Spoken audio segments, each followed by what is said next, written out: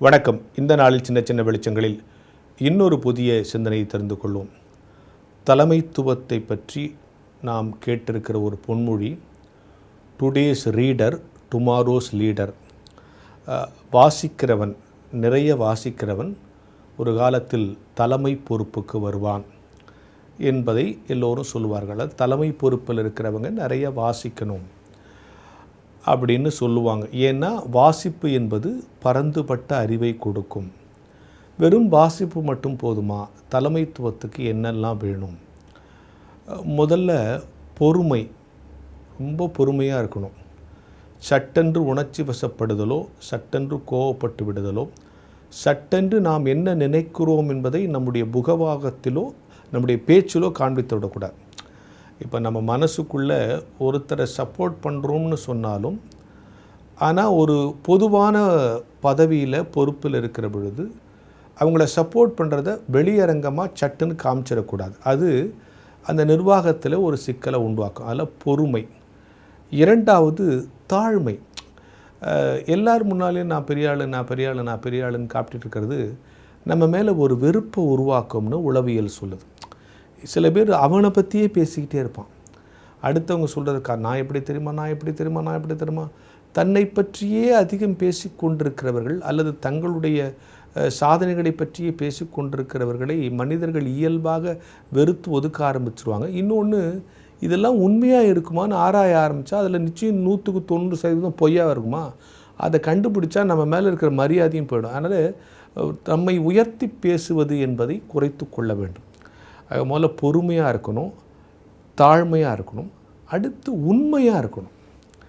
நீங்கள் யோசித்து பாருங்கள், பொறுமை, தாழ்மை, அடுத்தது உண்மையாக இருக்கணும். அவரை நம்பலாம் சார், அவர் சொல்கிறதுல நியாயம் இருக்குது சார், அவர் சொன்னால் கரெக்டாக இருக்கும் சார், அவர் சொன்னால் செய்வார் சார், அவர் சொல்லிட்டார்னா அது நிச்சயம் கரெக்டாக தான் சார் இருக்கும், அது உண்மையாக தான் சார் இருக்கும்னு நம்ம வார்த்தைகளுக்கு சமுதாயத்தில் ஒரு மரியாதையை பெற்றுக்கொள்வது.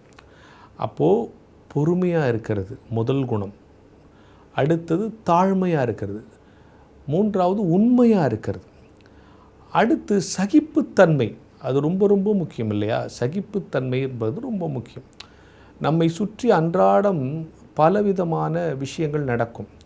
அதுக்கு உடனே ரியாக்ட் பண்ணிடக்கூடாது, உடனே அதை பற்றி கமெண்ட் பண்ணிடக்கூடாது, உடனே விமர்சித்திடக்கூடாது. அதை பொறுத்து கொள்ளுகிற, சகித்து கொள்ளுகிற குணம் வேண்டும். இதெல்லாம் தலைமைத்துவத்துக்கான குணநலன்கள், பண்பு நலன்கள்னு உலகளாவிய அளவில் லீடர்ஷிப்பை பற்றி எழுதுகிற புத்தகங்கள் சொல்லுது.